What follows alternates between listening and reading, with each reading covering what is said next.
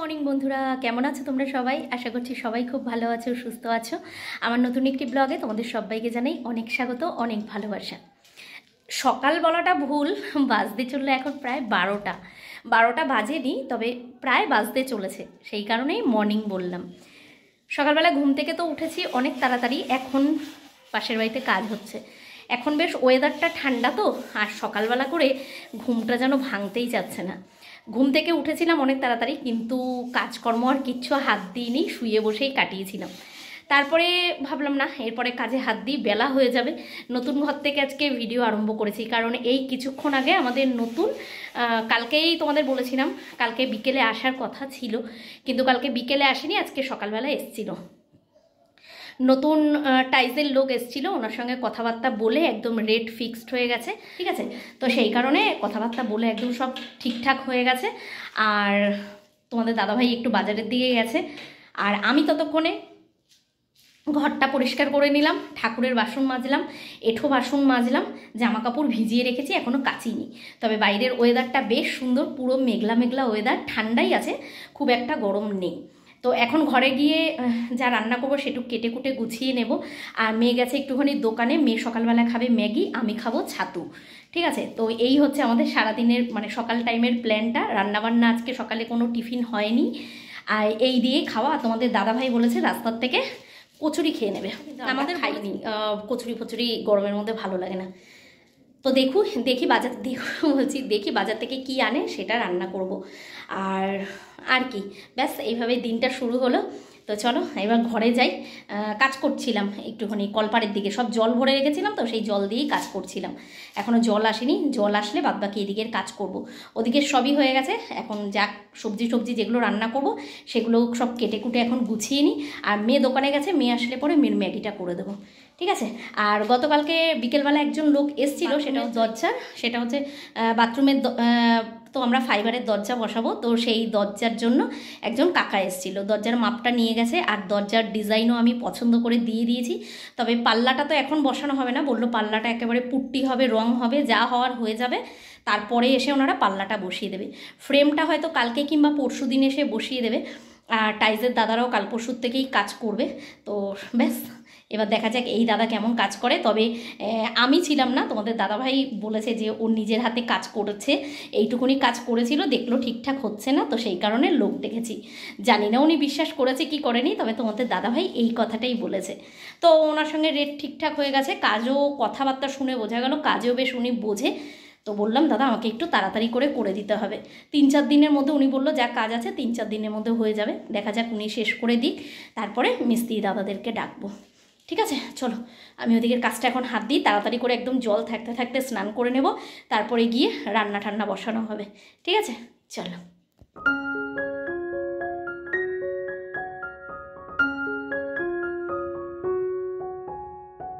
এদিকের কাজ তো আমার মোটামুটি সব কমপ্লিট হয়েই গেছে। আর তার মধ্যে দেখি তোমাদের দাদাভাইও বাজার থেকে চলে এসছে, বাজার থেকে নিয়ে এসছে। বাজারের মধ্যে কিছুই না, কারণ আমি গতকাল তো কোনো ভিডিও শেয়ার করিনি, তো গতকালকেই আমি সবজিওয়ালা দাদার থেকে টুকিটাকি কিছু জিনিস নিয়েছিলাম।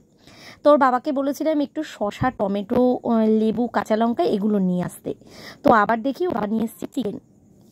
আমি হঠাৎ দেখে বললাম যে হঠাৎ চিকেন নিয়ে আসলে, তো ও বলল মেয়ে নাকি ফোন করে বলেছে। কারণ সেটা তোমাদের পরে বলবো কেন চিকেন আনতে বলেছে, কারণ সচরাচর না আমার মেয়ে কিছু বলে না, বলে যা হোক তাই রান্না করো। তো সেটা আমি পরে বুঝতে পারলাম যে কেন বলেছে।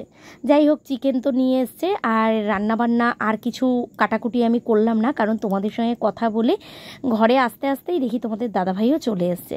তো তারপরে ঠিক করলাম চলো শুধু চিকেনটাই তাহলে রান্না হবে, আর কিছু রান্না হবে না। আর গতকাল ভিডিও শেয়ার করিনি, তার জন্য কোনো বাহানা দেব না, কারণ সত্যি কথা বলতে এখন আমার খুব টেনশন হচ্ছে যে টাইম মতো কাজগুলো করতে পারবো কি না। মার্বেলের দাদার সঙ্গে এমন একটা ঝামেলা হয়ে গেল, তো কাজগুলো যেন সব বন্ধ হয়ে আছে, আর তো হাতে মাত্র গোনা কয়েকটা দিন। তো সেই কারণে সত্যি কথা মন মেজাজটা ভালো না, যে হয়তো এখন আর কমপ্লিট করে উঠতে পারবো কি পারবো না তারও ঠিক নেই। দেখা যাক কতদূর কি হয়, কারণ সবাইকে বললেই যে সবাই হুট করে আমার বাড়ির কাজটা করে দেবে তা তো না, তাদেরও হাত ফাঁকার ব্যাপার আছে, যে আমি এখন চাইলেই যে সঙ্গে সঙ্গে করে দেবে সেটাও না। তো দেখা যাক কি হয়। তো এমনি কালকে ইচ্ছে করছিল না, তাই কালকে কোনো ভিডিও শেয়ার করিনি। তো দেখো এখানে ঘরটা ঝাড় দিয়ে নিলাম, কারণ তোমাদের বললাম আগেই যে ঘরটা আমার পরিষ্কার করা হয়ে গেছে। তবে কদিন ধরেই বেশ মেঘলা মেঘলা আছে, বৃষ্টির ওয়েদার অনেক ঠান্ডা হয়েছে।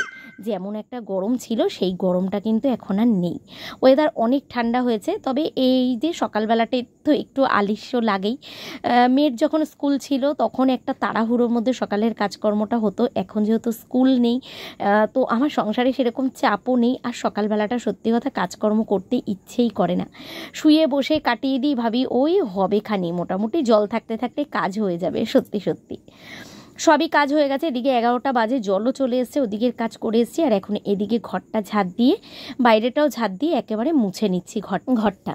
তবে একজন আমাকে গতকালকে এর আগের ভিডিওতে কমেন্ট করে বলেছো না যে দিদিভাই তোমার গাছপালাগুলো একটুখানি দেখিও। তবে কি বলো তো, এখন গাছপালাগুলো সত্যি আর দেখানোর মতো পরিস্থিতি নেই, অনেক দিন গাছপালাগুলোকেও ঠিকঠাক করিও না, আর এই এত গরম এত রোদের তাপে সব গাছ যেন নষ্ট হয়ে গেছে। এখানে সামনেটা দেখতেই পাচ্ছ কেমন একটা বন জঙ্গল হয়ে গেছে। তবে সত্যি আমি ভেবেছিলাম যে ছাদের ওপরে গাছগুলো তুলবো, তোমাদের অনেকের কমেন্টেই আমি আর সাহস করলাম না যে ওপরে ছাদ ড্যাম পড়ে যাবে, তো দেখি কিছু একটা ব্যবস্থা করে তারপরে তুলবো। আগে নিজেদের ঘরের সামনেটা পুরো ঠিকঠাক হোক, তারপরে গাছপালা নিয়ে আবার ভাববো, এখন এই মুহূর্তে আর ওদের নিয়ে ভাবছি না। তো যাই হোক, দেখো এখানে তোমাদের দাদাভাই হঠাৎ বসে থাকতে থাকতে ওর মাথায় নাড়া দিয়ে উঠলো যে এতই তো ঘরের পেছনে খরচা হয়ে যাচ্ছে, সব দিক ব্যবস্থা হচ্ছে, চলো যখন হাতে টাকাটা এসছে গাড়িটা কি ঠিক করি।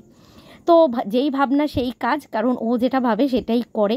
তো আমি বলেছিলাম যে কটা দিন বাদে করো, তারপরে দেখলাম না ওরও মুখটা না ছোট হয়ে গেছে। তো বললাম ঠিক আছে চলো, তোমার যখন ইচ্ছে গাড়িটা ঠিক করার তাহলে করো। কারণ কেন বলো তো, অনেক শখ করে ওই গাড়িটা কিনেছিল, তো শখের জিনিস সত্যি চোখের সামনে নষ্ট হয়ে গেলে খুব খারাপ লাগে। আর আজকে তো প্রায় 7-8 মাস ধরে পুরো গাড়িটা পড়ে আছে এইভাবে।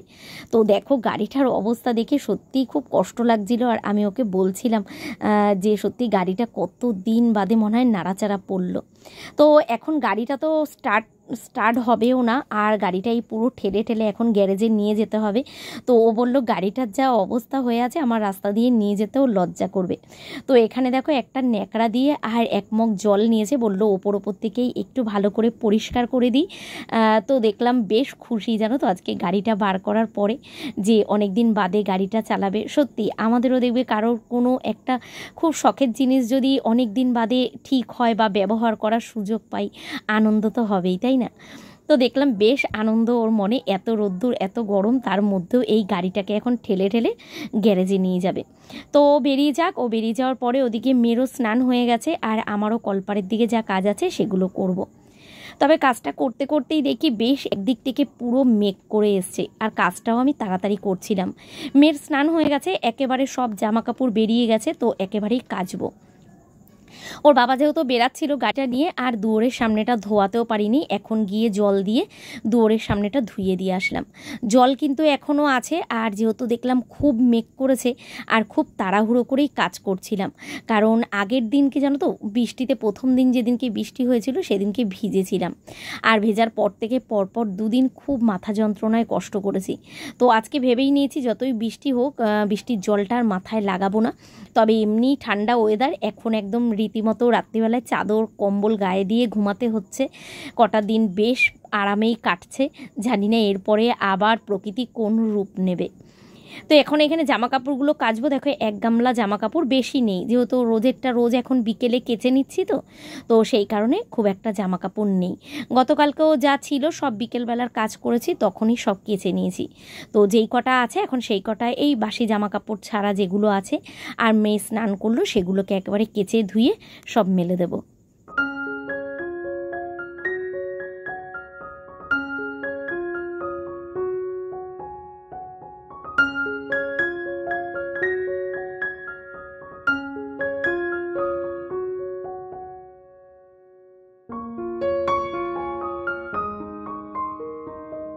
একবার ভেবেছিলাম ছাদের ওপরে গিয়ে জামা কাপড়গুলো মেলে দিয়ে আসি, তারপরে দেখলাম না, ছাদের সিঁড়িটা না একেবারে এখন আর ছাদে উঠছিই না। সত্যি কথা বলতে ওয়েদার ঠান্ডা যেহেতু ছাদের ওপরে উঠছিই না। একেবারে সিঁড়িটা তোমাদের দাদাভাই প্লাস্টিক দিয়ে পুরো ঢাকা দিয়ে দিয়েছে, কারণ কোন সময় বৃষ্টি নামবে, কোন সময় রাত্রিবেলা করে বৃষ্টি নামবে, প্লাইগুলো নষ্ট হয়ে যাবে।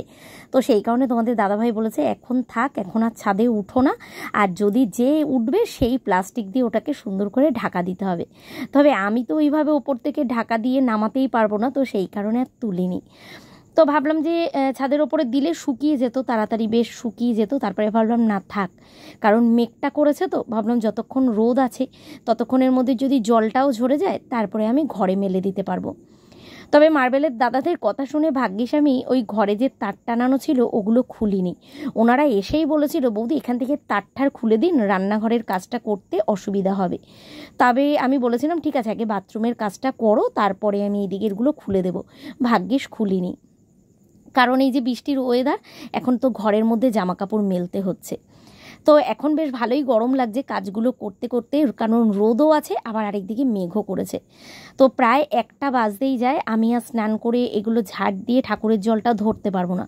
তো আমার শাশুড়ি মাকে বললাম একটু ঠাকুরের জলটা তুলে দিতে, আর আমি এখন এখানে রাস্তার সামনেটা পুরো একটু ঝাড় দিয়ে দিচ্ছি।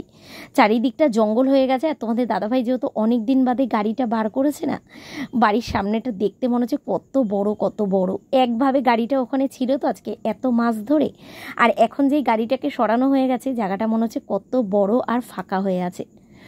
তো এদিকে সমস্ত ঝাড়ঠাড় দিয়ে পরিষ্কার করে দিলাম, আর এই যে সকাল থেকে যা ম্যাগির প্যাকেট যা প্লাস্টিক হয়েছে সেগুলোকে সব একটা ক্যারি প্যাকেটে ভরে এখন আমি নোংরার বালতিতে ফেলে রাখবো। কালকে সকালবেলা আবার নোংরার গাড়ি আসবে তখন দিয়ে দেব।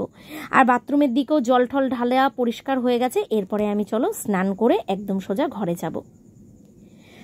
তো এদিকে আমি তো চাল ধুয়েই দিয়েছিলাম, তো আমি স্নান করতে করতেই মেয়েকে বলেছিলাম তুই একটুখানি গ্যাসে ভাতটা বসিয়ে দে, কারণ বাজে এখন পুরো 1টা 10-15 মতো হবে। শুধু যেহেতু চিকেনটা রান্না হবে তো ভাবলাম একদম গরম গরমই খেতে বসবো।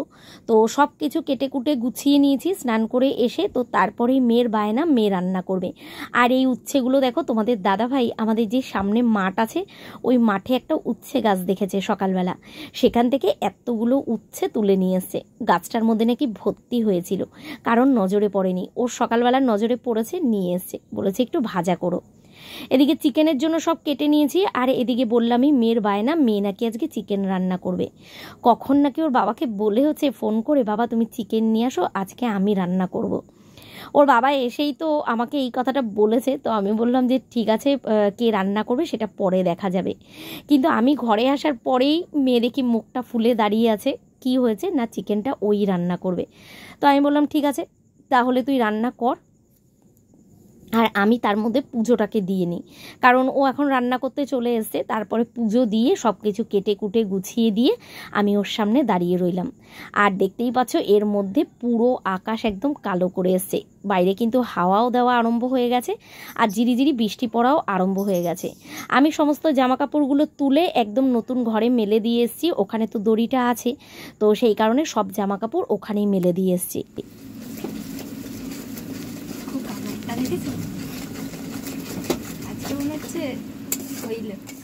মনের মতো করে তেল ঢেলেছে আর মনের মতো করে লঙ্কার গুঁড়ো ঢেলেছে। আমাকে আবার বলছে মা কালারটা দেখেছো, যতটা লঙ্কার গুঁড়ো ছিল ততটা দিয়ে দিয়েছে। আমার মেয়ে যতই চিকেন এত ভালো খায়, আর চিকেনে যতই লঙ্কা দেওয়া হোক ওর নাকি আর ঝালই হয় না।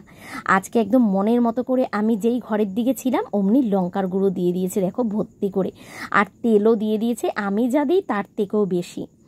এখন এখানে হাতা দিয়ে দিয়ে চিকেনগুলো তুলে কড়াইতে দিচ্ছে, কারণ ও মাছ মাংস এগুলোতে কিছু হাত লাগায় না, খুব ঘেন্না পায় জানো তো। তো আমি বলেছি এবারে রান্না যখন করছিস তোকে তো হাত দিয়েই দিতে হবে, তখন বলছে না আমি হাতা দিয়ে আস্তে আস্তে করে দেবো। তো যাই হোক ইচ্ছে যখন ছিল ওকে আর বাধা দিইনি। চলো এই সময়টা আমাদেরও খুব ইচ্ছে করতো রান্না করতে। সত্যি বলতে চিকেনটা বেশ ভালোই রান্না করেছে, খেতে তো বেশ ভালো হয়েছে। আর বাইরে হচ্ছিল প্রচণ্ড বৃষ্টি, তো এই দেখো কড়াই থেকে আর ঢালিনি, গরম গরম নিয়েই আমরা 3জন খেতে বসে গেছি। আর এদিকে তো বৃষ্টি ঘরের মধ্যে পড়তেই আছে, সেখানে গামলা হাঁড়ি পেতে রেখেছি, দিয়ে তারপরে আমরা খেতে বসেছি। তো খাওয়া দাওয়া কমপ্লিট। এদিকে দেখো এখন বাজে প্রায় 4:30 মতো। তো শুয়েই ছিলাম, হঠাৎ করেই তো কালকে বললাম তোমাদের সকালবেলায় যে কালকে এসছিল, ওনার কথা ছিল কালকে সকালবেলা আসার, উনি বিকেলবেলাতেই এসছে, বললো ফ্রেমটা লাগিয়ে দেবে, তো সেই কারণে বিকেলবেলাতেই এসছে। তো তারপরে আবার এই দিকটায় আসলাম, এসে এখানে দাঁড়িয়ে আছি, উনি এখন ফ্রেমটা লাগাবে।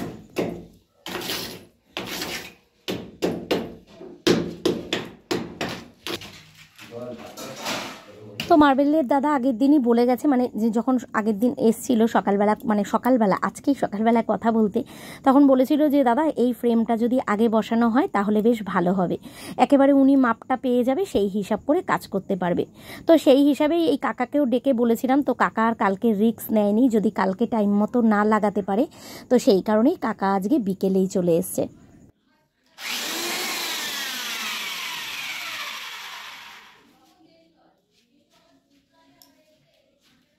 তো আমার খুব ইচ্ছেই আছে বাথরুমের ভেতরে যে বেশ ফাইবারের ডিজাইন করা দরজা লাগাবো। তো আগের দিনই পছন্দ, মানে সকালবেলায় নিয়ে এসেছিলো, আগের দিন ক্যাটলগ নিয়ে এসেছিলো, সেটা দেখেই পছন্দ করে রেখেছি। আর এই যে বাথরুমের ভেতরে ফ্রেম বসানো ওনার কমপ্লিট, কালকের থেকে হয়তো মার্বেলের কাজ আরম্ভ হবে। তো চলো আবার দেখা হবে নতুন একটা ব্লগের সঙ্গে। এই অবধি দিয়েই কিন্তু আজকে সারাদিনটা শেষ করলাম। সবাই ভালো থেকো, আজকের মতো এখানেই শেষ করলাম, টাটা।